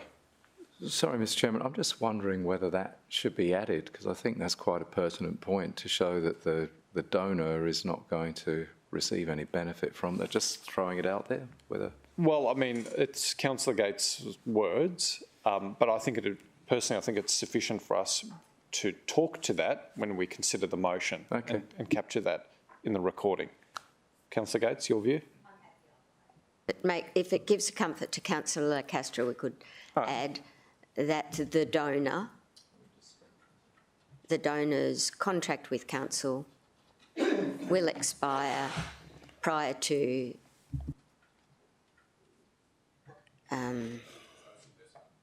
sorry? Yeah. Thank you. Happy with that, Bob? Yeah. Okay. After Donna? Gosh, I'm glad. No. No. Yep, there we go. Before. And Donna kebab. Yeah, it's got a different meaning here. All right. All right. So we've got a mover, we've got a seconder. Anyone wish to speak to that? No? I'll put that to a vote. Obviously, call a division. All those in favour? Councillor Gates, Councillor Curtis, Councillor LaCastra, Councillor O'Neill, Councillor Vorster. Those against? That is carried. Sorry, I should have said, now that I've said Councillor Curtis out loud, your first meeting as Deputy Chair. Yeah, wonderful. It's good.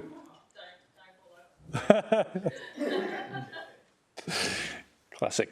All right, that's carried. Before we move to close, is it possible for us to have a dialogue about most of the matters in open before we move to close? Reading the report, the only reason why we would need to move into closed is for budgetary matters.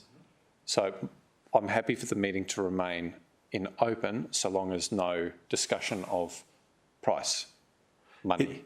I think there probably will be a discussion of price. Is it possible to have some of the discussion in open? Anyway, it occurs to me we are talking about asset renewal of an item for which there's already a budget in the public domain. Well, to the extent that your questions or comments or discussion might touch on the budget, we can't do that in open. But if you want to talk about features and this, that and the other and rejigging locations of pools, I think that's fine. Is there a presentation today? Okay. I think I feel comfortable with that. You feel comfortable with where we've landed and you're happy to move the item? No, I mean, I feel comfortable of us having a discussion without discussing the budget, but I'm assuming there may be some other conversations about the budget. Right, so I'll go to Councillor Gates. Chairman, I actually have a change recommendation given the advice we've received earlier. Okay. Would you like me to move it? How do you want to handle the meeting? Well, let's hear what it is and see if we have a seconder. Well, okay, I was simply going to change this. I mean, let me say at the outset, I recognise the need at the Mudgera Bar Pool. I inspected it before Councillor Tozer was even the representative and it needed upgrade then. So I don't dispute it. It's in not great condition. But what I was going to move was just a change in 2 that says Council notes the Mudgera Bar Aquatic Centre concept plan as shown in attachment 1. And in 3, I was simply going to change that a more detailed plan and costing be considered by Council through the Special Budget and Finance Committee once the outcome of the accommodation strategy and the scope of the proposed Nerang pool is determined. And the reason for that, Chair, is that surprisingly to me, there was a whole raft of conversations. I was hoping Councillor Peter Young would be here this morning because I only read it in the paper, but there was a raft of discussion about the accommodation at Nerang being changed, and as part of that, a new community and pool establishment at Nerang to provide a much grander pool than currently exists. So, I mean, if that is indeed on the table, and I don't know, which is why I asked the question about an aquatics plan this morning, but I don't know the extent of that proposed work or if it's even really a thing. Right, so we had that whole presentation enclosed, but I think given that it's appeared in the paper, we can talk about it. I recall that discussion around the pool and a potential new pool. I wasn't at that full council meeting, so I do apologise. I've only read in the paper. What I have spoken to today has only been what I've read in the paper. Sure. I missed full council. Yeah, so at that meeting, we had a long discussion, this is my recollection anyway, around the long-term viability of the smaller pool at Nerang and the need to redevelop it at some point, and the opportunity that this site might present us around a more flexible and value for money outcome. given the necessity to redevelop and rebuild the Nerang Bicentennial Centre. So I wasn't surprised to read Well, I was. to read the front page. So I'd factored that into my thinking, but yeah, I didn't recall that you weren't at the meeting. So and if you weren't, absolutely, I could see how you'd be surprised. Okay, so I am, and I think that this is just slightly premature, given the circumstance that exists for the other possibility and the fact that we now know that there is a wider report going to be presented to us. I think we need to, my personal view is that we need to make a decision once all of that information is available to us. Would you like me to provide these words to the... Right, so let's get the words up on the screen, only because procedurally Councillor Gates proposes to move this, and then we've got to see if there's a seconder. While it's being typed up, I actually reached my 2-bottle limit. So why don't we take a break for 6 minutes and return at 10:50.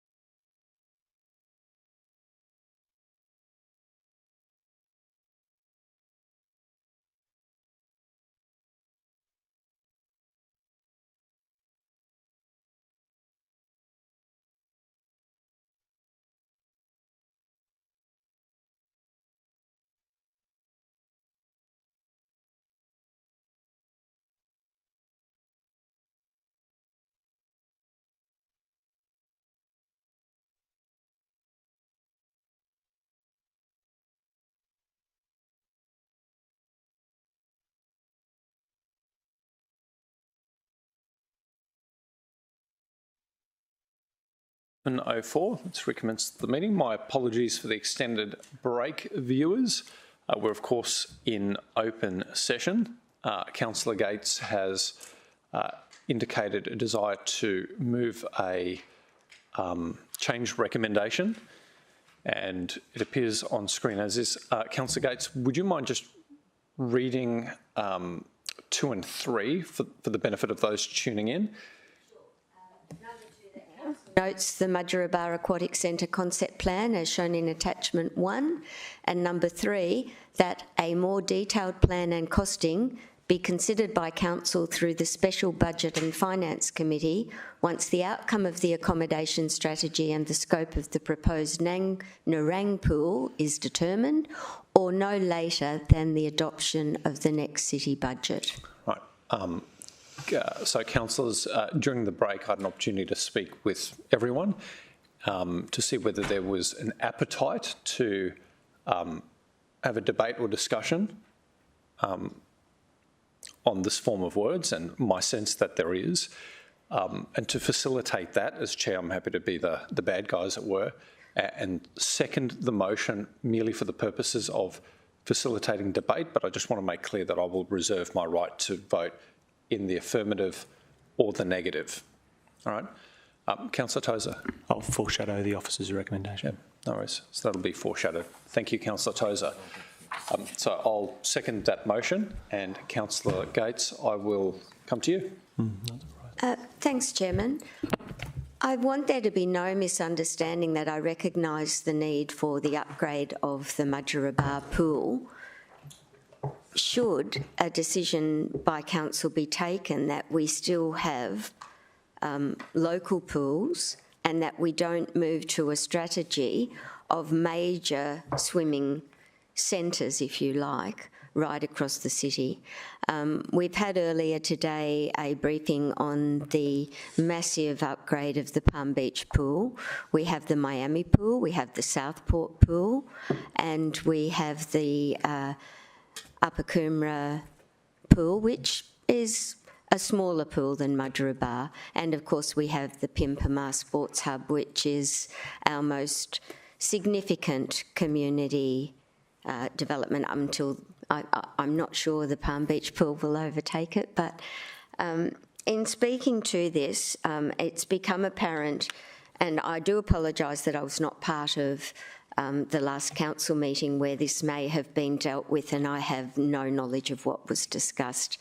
I only know what I've read in the paper. But I always feel that more information is better in terms of our decision making.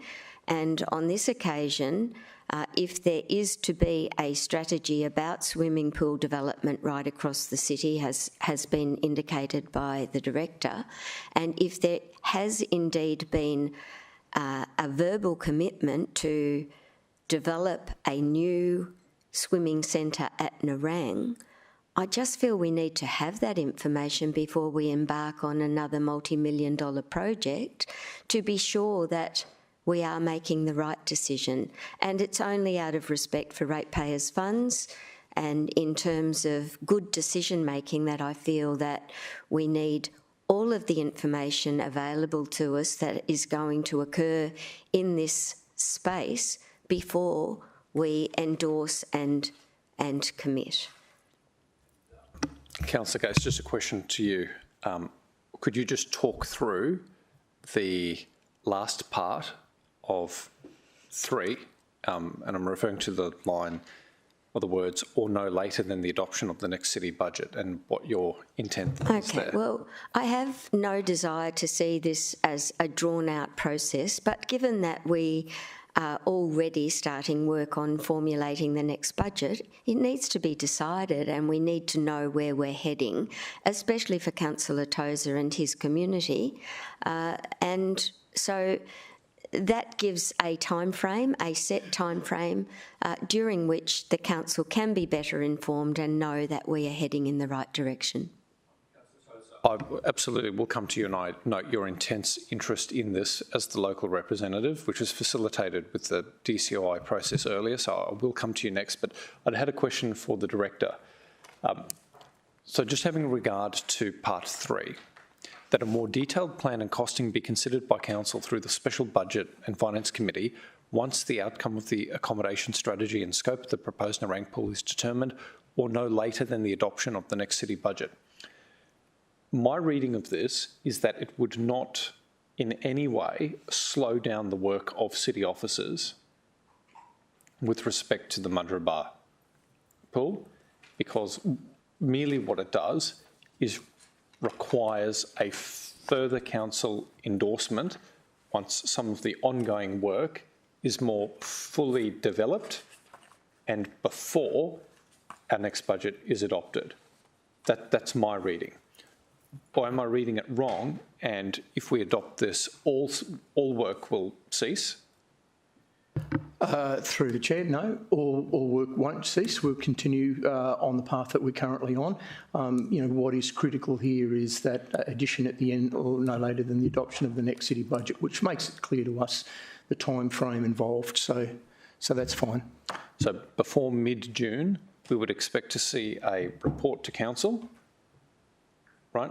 Notwithstanding the fact that the accommodation strategy might not yet be adopted, we will see a further report to council, which will give councillors an opportunity to check in and endorse the spend as part of our upcoming budget deliberations.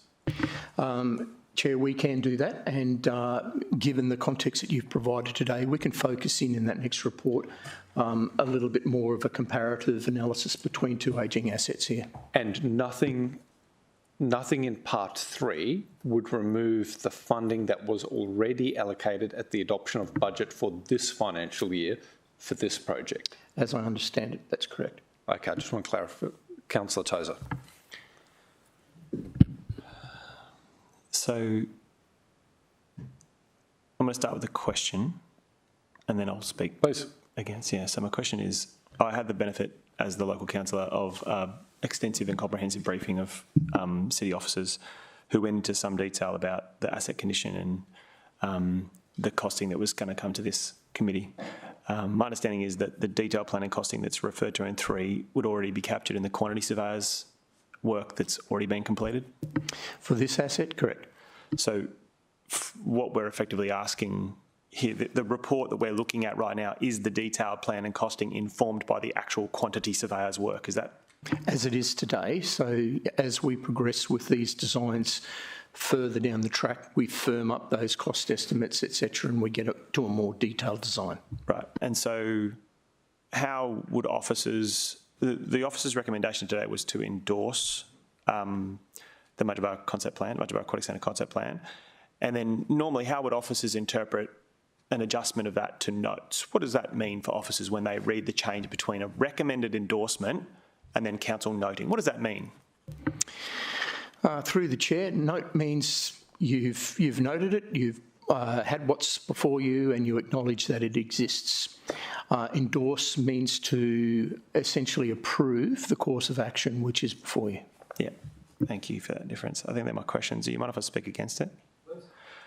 The report is actually extensive and frankly I think it is a detailed plan and costing that we would normally expect for an asset renewal process of this magnitude, and frankly it is informed by almost a decade's worth of work. I remember being elected in 2012 and having conversations about the previous councillor planning some 50-metre pool at Firth Park, which is now looking at recreational sporting fields instead, but the plan that council officers had prepared for that project was 25 metres, which is what we have now, and it was around about then that council officers started working with my office to start saying, well, look, if there isn't room for a 50-metre pool at Mudgeeraba, then we should really look at the renewal of this 25-metre pool in its current place. So this is a project 10 years in the making. It is also, I was very pleased to have the support of every councillor at the last budget where we adopted the 4-year capital works budget and included the Mudgeeraba Aquatic Centre into it. So this idea that we're now stepping back from an endorsement of the next step in the process to a noting of the next step, I think is disingenuous. I don't think it actually reflects what the council has already adopted. And secondly, I think section 3 of this proposed motion, this idea of a more detailed plan and costing, we've actually already gone through this process of a quantity surveying exercise. We've engaged planners and architects to go through this process, and what we are looking here is to endorse the general layout. I think particularly the reason that I don't like the motion before us is that we don't make decisions based on newspaper articles. We shouldn't. And the only thing I know about some proposal changing the Nerang pool, it's not in any capital works budget, it's not in any plan that I've ever seen. Don't get me wrong, there's a bit of maintenance budget associated with the Nerang pool, but there isn't any capital investment in the future. There's a couple of comments between politicians and media outlets talking about the potential, change in uses near the Nerang Bicentennial Centre and what that might look like, and there's talk about the pool in the future, but this pool in Mudgeeraba was built in 1968. On page 80 of this confidential agenda, and I'll read some information that is not confidential, the 25-metre pool is operating beyond the end of its useful life and no longer meets the contemporary facility and disability access standards. There's nothing confidential about that. Any person can walk into the pool and see that that's the case. This is a project that has been worked on for 10 years, and it's proper and right for us to acknowledge the council officers' work, their work, on this project more formally, and not deviate from that strategic plan that we've set in place because of a media article or some future prospect at Nerang that may or may not eventuate. Frankly, the Mudgeeraba Special School is right next to this, and there's a number of other small schools in the area that use it for their swimming carnivals, and we must act. There is a need in our community for smaller pool facilities. We don't need to do every pool centre a $79 million project like was disclosed today about the Palm Beach pool. There is a need in our community for different types of assets, different type of pool options, different places to teach your kids to swim, and part of that is because there are different communities in the city. This particular pool has increased over the last 5 years in participation and patronage by 25%, and that over the previous 5 years was similar again, if not more. It is a really well patronised pool and frankly is actually a really important asset for the community. The council has already resolved up till this point in time to invest in its future, and any suggestion that we should scale back our interest in doing so by noting it instead of endorsing it or asking for a more detailed plan when already a quantity surveyor has been employed by the council to advance this project, like I said, is disingenuous. I've foreshadowed the officer's recommendation, and frankly, that is the path that we should support today. Any speakers for? Councillor O'Neill. I'm speaking mostly for the latter part of number 3, because I do understand what Councillor Tozer is saying, and having gone through, and long before I became a councillor, I know the arduous journey that Councillor McDonald took with the Palm Beach Aquatic Centre, and it was pushed back and pushed back and pushed back, and I don't want to see anything like that happen if it is, and it obviously is needed to be upgraded because it's at the end of its useful life at the Mudgeeraba pool. But I'm happy with the wording that no later than the adoption of the next city budget, and the director's words saying that it will not stop the work that's currently going on, and it is a concept plan at the moment, leading into a detailed plan. Am I correct? Yeah. So I do support the Mudgeeraba pool being refurbished. I think I'm more happy to see the community infrastructure plan rather than the proposed Nerang pool scope of it, because I was at that council meeting, Councillor Gates, and I didn't get the impression that it was a done deal or would happen any time soon. So we may never get there. So that's why I'm supporting your motion now, because I know that there's an end date here, and it'll be at the budget when we'll be looking at it again anyway.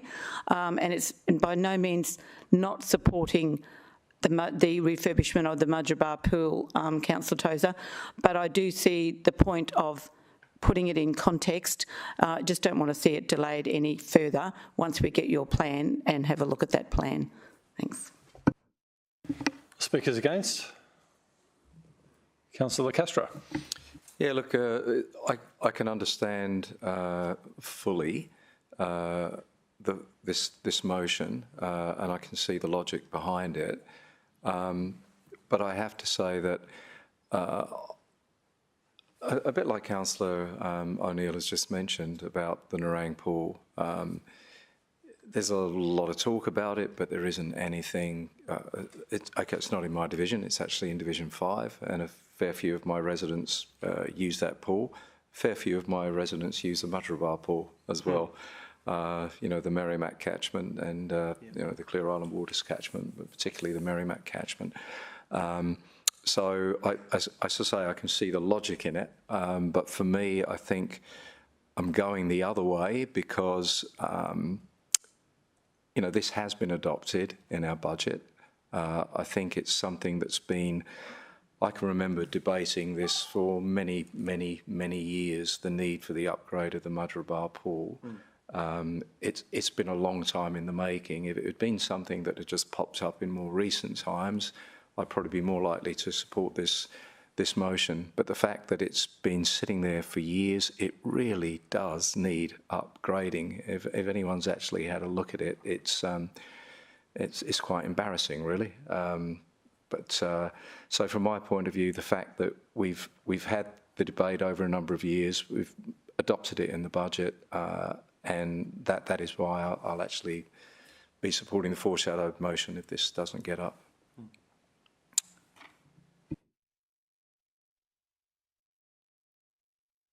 Thank you very much, Councillor De Castro. I'm speaking in favour of the motion, which I didn't think that I would, because I had no idea that it was potentially being tabled today. But I'm reflecting on page 81, and the third paragraph in 81, countenanced, refers to city officers countenancing an alternative delivery location of the Green Heart Parklands. And actually, if we go to the top of that page, here we go. A spatial assessment was undertaken considering the current site and other land across the city to determine the optimum location to accommodate a district-level facility of approximately 10,000 square metres for now and into the future. So I'm beginning from a position that we need to future-proof our community infrastructure, and one way of future-proofing it is by investing sufficient funds to achieve a scale that can accommodate our population demands. Firth Park was considered, and Councillor Tozer referred to that very briefly, but the third paragraph says, an assessment of Green Heart Parklands considered the location of the Miami Aquatic Centre, which is located within a 15-minute drive. User demographic data from the operations of the Miami Aquatic Centre indicated in excess 76% of residents are serviced from Robina, Clear Island Waters, Varsity, Mermaid, Miami, Burleigh Waters catchments. This confirms that a relocation of the aquatic centre from Mudgeeraba to the Green Heart could have a significant negative impact on patronage at the Miami Aquatic Centre, whilst making access more difficult for users on the western side of the Pacific Motorway. That may be true of the Robina master plan that exists today, but we're on the path of a new Robina master plan, which will lift some heights from 3 stories to 23 stories. And the draft South East Queensland regional plan that I've got a lot of problems with, as you all know, does single out that Robina Varsity economic catchment as an ideal location for future growth, because there are so many services on its doorstep.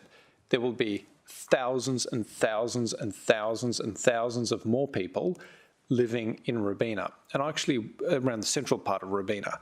And I actually worry about managing the traffic in and out of that precinct, and to the extent that we're able to put facilities on the doorstep of a very intensely developed community, I think we'll achieve not only greater social utility, but less impost on our roads.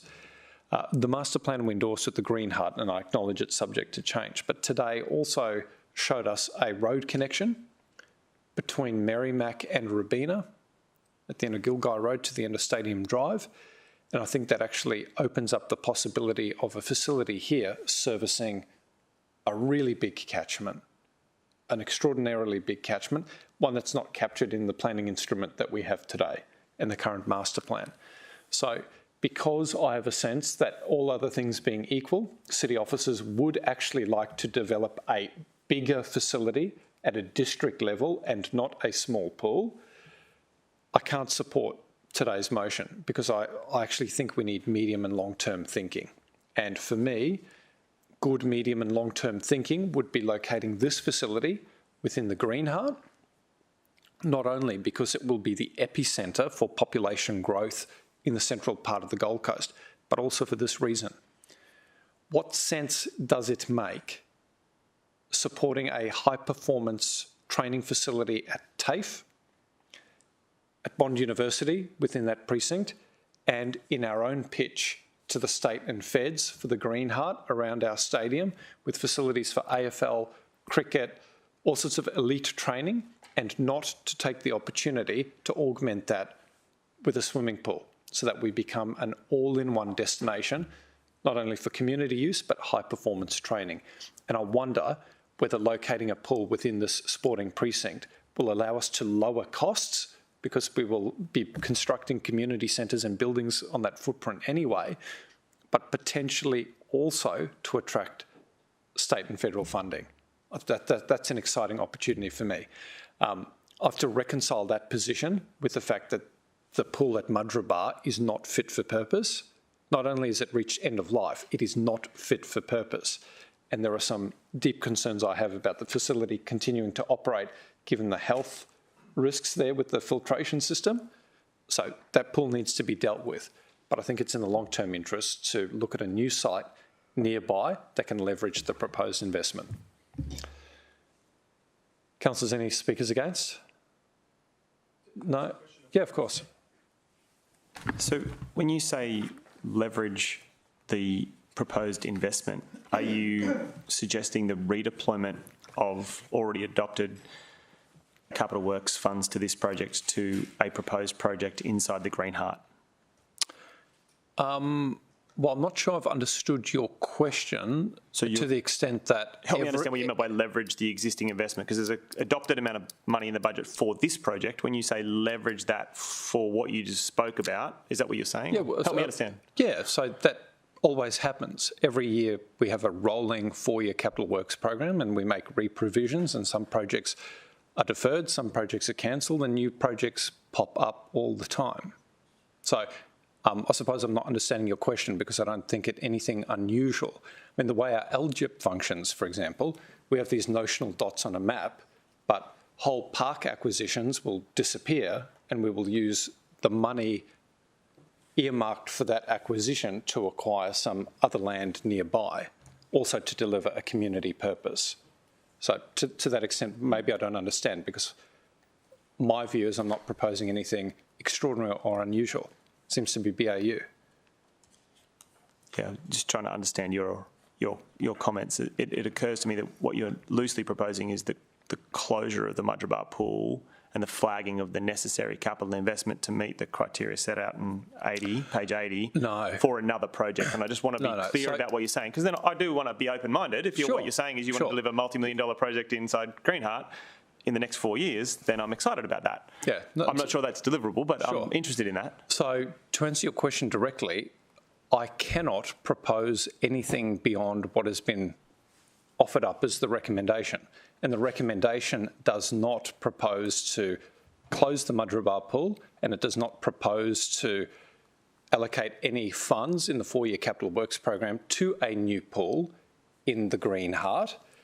What I'm merely doing, for the sake of those tuning in and the public, is to offer them an explanation about why I support Councillor Gates's motion, and that is, I believe there needs to be some medium-term thinking applied to where our pools are located.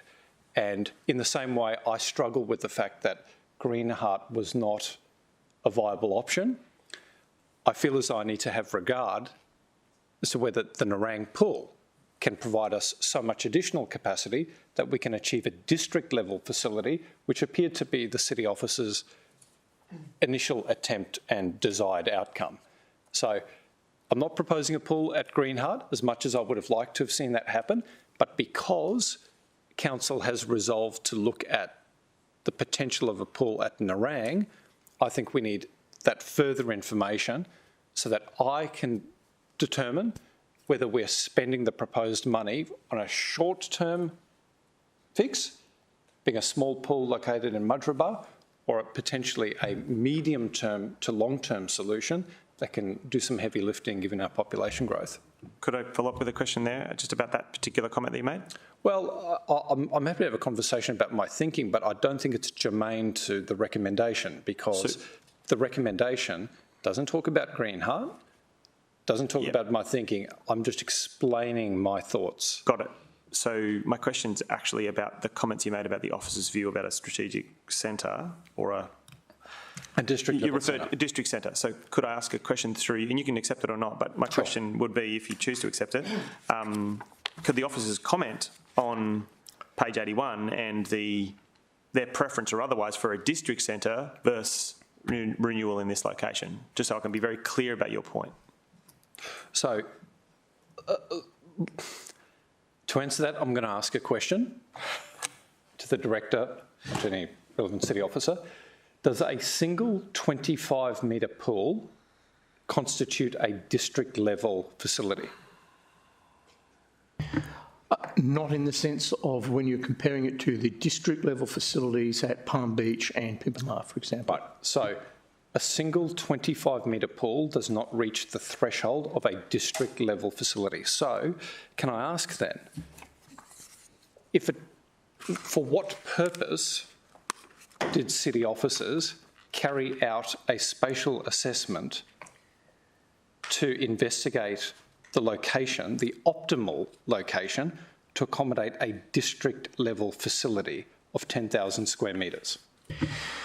So whenever we propose these capital works projects, councillors, we look at where is demand, where do we think the best place for these facilities actually is. So this was an assessment of need based on the geographic requirements of the area and where demand is coming from. We know that demand is significantly west of the M1, right, around that area. So I'm happy to accept that there is demand west of the M1. I'm happy to accept that, and that's clear in the report, because there's a concern that a Greenheart pool might cannibalise Miami. So I'm happy to accept west of the M1. Now, is the Nerang administration building, is that west of the M1? Correct. Okay, so the demand comes from west of the M1, and the Nerang administration building is west of the M1. Okay. Why was it that city officers, and I don't mean to be argumentative, but it's really important to answer Councillor Tozer's question so that I can answer his question. All things being equal, is it the case that city officers would have had a preference to deliver a district-level facility west of the M1 to meet demand and population growth? I'll throw that one to Tim. He's probably better placed. Thanks. Through the chair, and probably just a point of clarification that a regional level facility pool are the pools that we've got at Pimpamar, at Gold Coast Aquatic Centre and at Palm Beach. Okay. A district level pool is our other facilities, such as this facility here that we're talking about, Mudgeeraba, and also Helens Vale and Nerang. They're a district level pool. Okay, so just a point of clarification there. Well, yeah, it's a complete reversal of position. Very strong. Okay. Feel free to interrupt. Okay. Thank you. Well, I'm glad that I asked the question. Yeah. Councillor O'Neill. Just one comment I'll make as well. That's why I think this community infrastructure plan is going to be so important, because it may come about, and I won't be surprised if it does, and Councillor Gates mentioned this herself, that there may be a need for a district pool at Mudgeeraba. So we're on the right path. That's I'm very keen to see this plan rather than, and I think that plan's going to come before we know exactly what's going to happen at Nerang as well. But that plan will be very important, I think, for us to all take note of. And now that there's been a complete about face on that point, could I get a sense of what the increased capacity might be of a redeveloped pool at Mudgeeraba compared to the pool that we have, taking condition out of the equation? Yeah, through the chair. Our estimates are that with the reconfiguration of what's proposed, that we're going to see that life cycle of that pool asset will remain for the next 20 to 30 years. That's the projection. So it will, and that's based on the catchment of those areas for the next 20 to 30 years. Okay, so there will be sufficient capacity. Correct. For that catchment? Yes. And does that catchment include Nerang?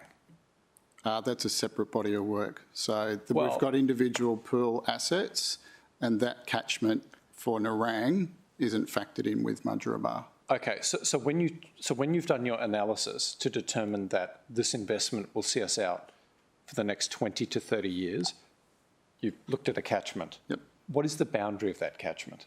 I'd have to take that on notice and come back to you. Well, I think for me it's critical. Yep. So so I think between now and full council. Sure. So to my point, I'm interested in a medium to long-term outcome for the community. And if you're telling me that we need a district level pool and this is a district level pool, I'm ticking that box. And if you're saying that this is going to last 20 to 30 years, then that's ticking the medium to long-term box. But there's so much going on with that Robina master plan and this discussion at Nerang. I need to understand the basis of your assessment, the boundary, to understand whether the Nerang pool is a substitute or competitor to the investment at Mudgeeraba. Now, I'll tell you why. It's because the Greenheart pool was ruled out on the basis that it may cannibalise Miami. I want to make sure that a potential investment at the Nerang pool does not cannibalise the investment at Mudgeeraba and vice versa. So if you can demonstrate that the catchment excludes Nerang, then I get to tick that third box. But if your catchment includes Nerang, then we're in the same situation as the Greenheart, and we've got two competing projects that are trying to eat each other's lunches. So, Director, if I could get that boundary between now and full council, and to give you comfort, Councillor Tozer, if city officers can demonstrate that the two aren't...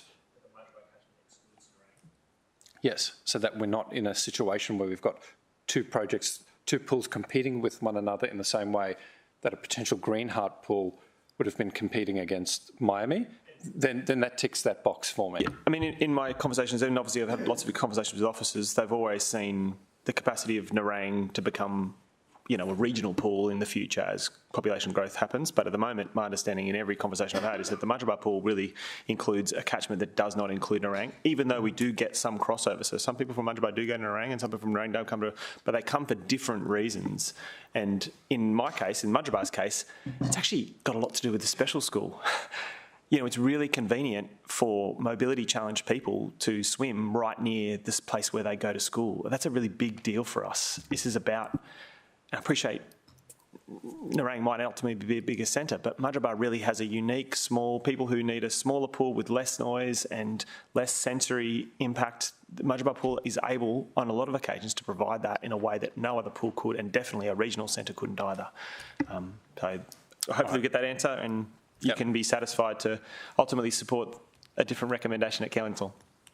Hopefully, we'll see. Or the same one if your foreshadowed gets up, but I think I'm falling on the side of Councillor Gates until I get that information. All right, Councillor Gates, do you wish to close? Yes, thanks, Chair. I want to start out by saying this is in no way an intent to disagree with the potential of Mudgeeraba. I understand it's at its end of life. renewal, if we're going to have a 25-metre pool at Madrabar, is absolutely imperative.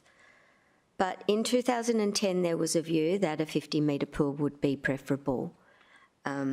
We are seeing population growth that we did not expect at this time, and we all recognise that we have the potential of... Point of order. That sounded like, Mr Chair, that a 50-metre pool in Madrabar was part of the plan determined by council and officers, and that's just not a true statement. I did not say that. I said there was a view. Great. Yeah, no. A view were my exact words. Sorry. Yeah. So thank you for clarifying. No point of order. So the population may get to 1 million people by 2041, I think, is the time frame that's envisaged. And I think it's incumbent upon us as representatives to be certain that in allocating ratepayers' dollars, that we have all the information necessary to make an informed decision. And I'm sorry that I was not at the last council meeting, so I was not privy to the conversation that occurred. But when we adopted last year's budget, there was absolutely no thought of Nerang being demolished and staff being relocated to other places.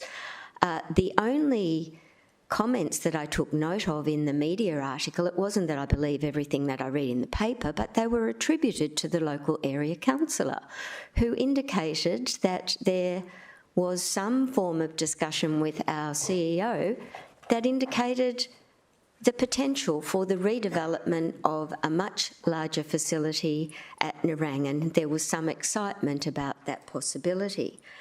All that this motion intends to do today is to be certain about the future, and we've had the director tell us that his staff are in the process of preparing information for us that will outline a strategy for the future. And I don't think that we can afford, in trying to keep our rates where we know the community has a degree of comfort, and that's at CPI or below, we can't just approve everything that comes our way, despite the fact that we would like to. We need to be sure that we are getting value for money, that we are contributing dollars where we know they will cater for the future. I don't know, about the road connections to the Greenheart and the potential. It makes sense to me that a Greenheart location is the most ideal for digging a hole. So I can appreciate your passion, Chairman, for that to occur as part of this major development where we know there'll be 4,000 kids every weekend playing sport. I just think that we need to be certain. I think the quantity surveying was mentioned by Councillor Tozer, and that's imperative too to our decision making. So I'm glad that that body of work has been done, and I will be really happy to know if there is a scope for Nerang to have a regional facility. If there's not, we're in good shape. Nothing gets halted by doing what is proposed before us today. It just provides us with more information and puts us in a better position to get the answers to the questions that you've asked today, Councillor Vorster. And if this is supported, we're no worse off. We just have more information to inform our decision making, and that is always, in my view, a very good thing. Thank you, Councillor Gates. We don't have, we'll call a division. Just want to see if we've got a working council majority, and we most certainly don't, so things could change. I will put that to vote, calling a division. All those in favour, so Councillor Gates, Councillor O'Neill, Councillor Vorster. All those against, Councillor Curtis, Councillor Castro, Councillor Tozer. An enviable position of being a casting vote, and I'm sure this will change at full council, but I'll be supporting the recommendation. So that is carried.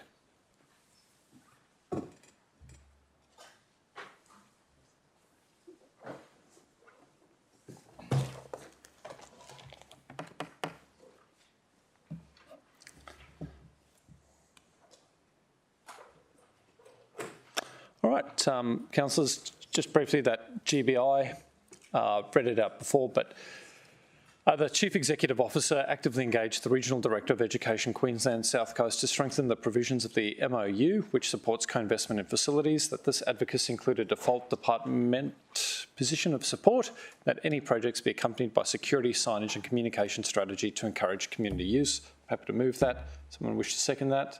Councillor Lacastra. Don't intend talking to that. Any speakers against?